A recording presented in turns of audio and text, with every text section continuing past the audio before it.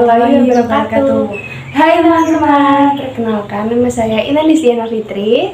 Saya Nurul Rahmiatun. Kita berdua akan berdiskusi atau berbagi cerita mengenai Islam budaya Jawa yang ada di daerah kita masing-masing.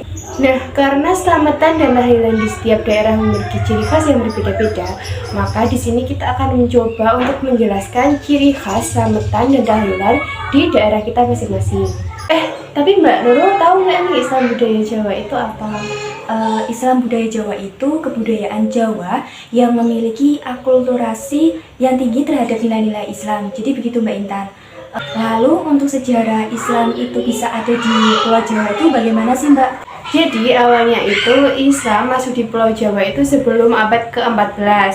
Nah, sebelum Islam itu masuk dan berkembang, kerajaan terakhir yang menguasai Jawa itu adalah Kerajaan Majapahit. Nah, pada saat kerajaan tersebut mencapai puncak kebesarannya, telah banyak orang yang sebenarnya sudah memeluk agama Islam. Hal ini disebabkan adanya hubungan antara orang-orang Islam yang melakukan pelayaran dan perdagangan di bandar-bandar pantai utara Jawa yang masih menjadi wilayah Majapahit itu sendiri.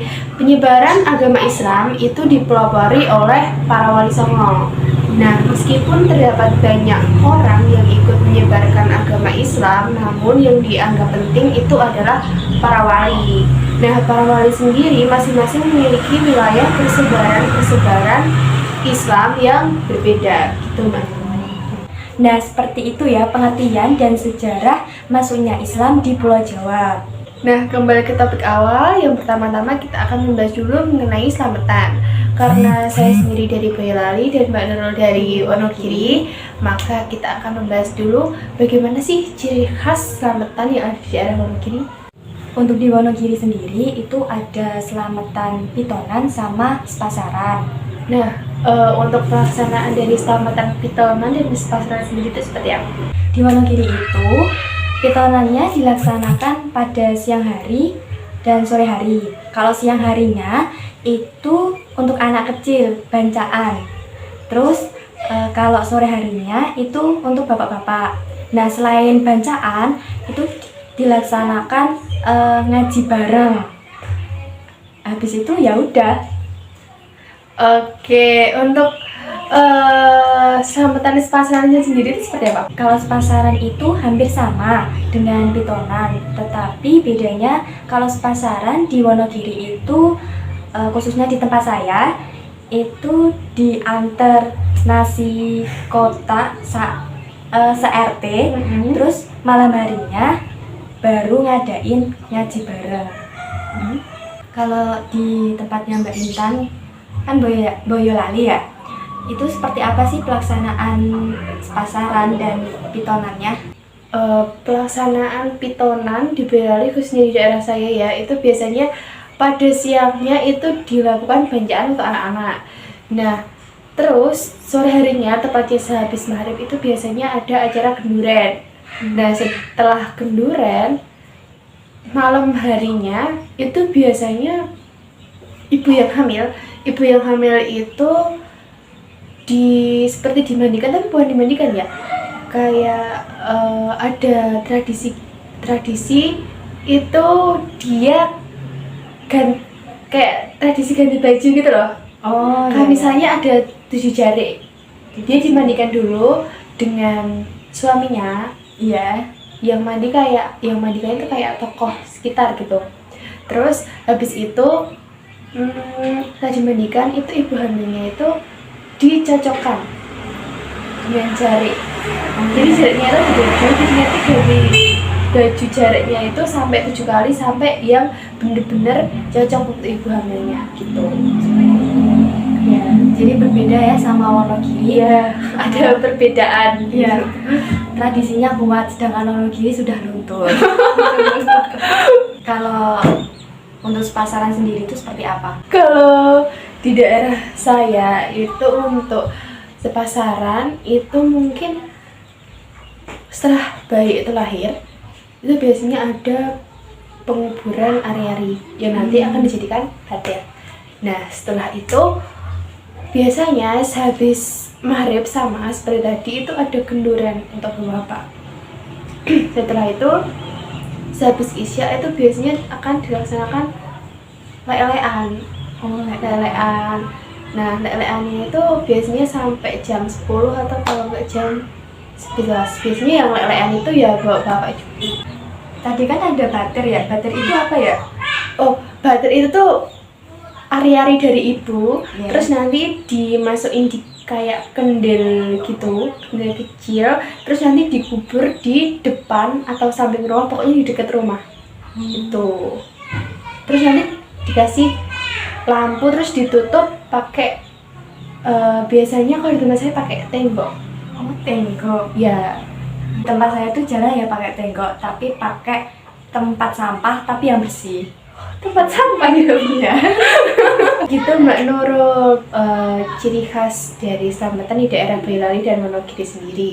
Terus untuk topik yang selanjutnya yaitu mengenai tahlilan. Nah, langsung aja, tahlilan punya ciri khas apa di Wonogiri?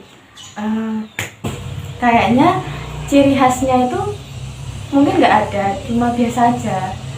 Maksudnya biasa itu ya ngaji bareng.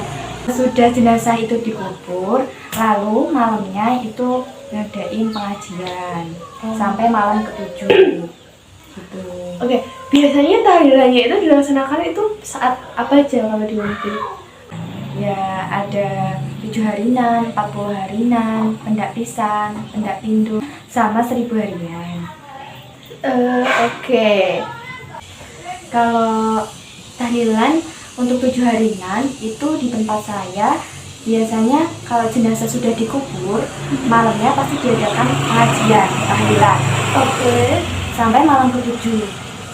Nah, Iya. saat malam ke-7 itu saya seneng banget karena pasti orang tua saya pasti dibawain bingkisan. Oh, bingkisan. Isinya apa kira-kira? Isinya ya nasi kotak, ayam kampung bakar gitu mbak. Terus ada lagi sembako, kadang dapat roti juga. Terus sama bingkisan barang seperti baskom, sarung, terus payung, handuk seperti itu mbak. Tapi kalau surat yasin itu biasanya pada saat 1000 harian gitu. Kalau di Boyolali gimana, sama atau enggak sih? Kurang lebih hampir sama. Ya kayak tadi, sehabis jenazah itu dikubur itu biasanya ada kenduren. Iya, biasanya misal dikuburnya jam 1, nanti jam 3 itu ada kenduren. Ya, terus sama pelaksanaannya sama. Di hari ke-7, hari ke-40, 100, 1000 pendak pisang kalau di daerah saya, terus habis itu pendak pindu. Nah, untuk 7 harian itu kenduren ya sehabis maghrib, tapi sehabis isanya itu dilanjut tahlilan lagi. Siangnya itu biasanya bancaan untuk anak-anak, tapi bancaannya itu beda. Bancaannya itu kayak udah ditakir gitu, terus nanti ada uang 500-an kalau nggak 1000-an. Sangat unik ya. Iya. Seperti itu. Berarti baik selamatan maupun tahlilan itu pasti ada acara kenduren. Iya, ada acara. Sebenarnya ada yang untuk masa-masa sekarang ini ya, mungkin karena orang-orangnya udah lebih modern, mungkin ada yang pakai kenduren, ada yang enggak. Tapi di daerah saya, khususnya di RT saya itu masih ada setiap selamatan atau tahlilan itu masih ada kendurennya.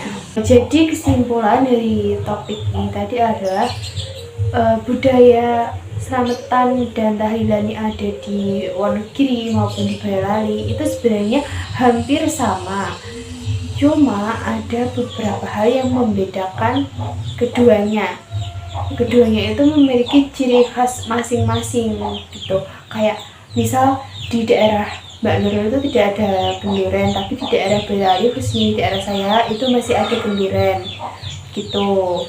Walaupun di Boyolali dan Wonogiri budayanya itu berbeda, tetapi kita sesama manusia, apalagi kita sesama umat muslim, kita harus saling menghargai dan menghormati atas perbedaan itu. Sekian diskusi kita pada kali ini.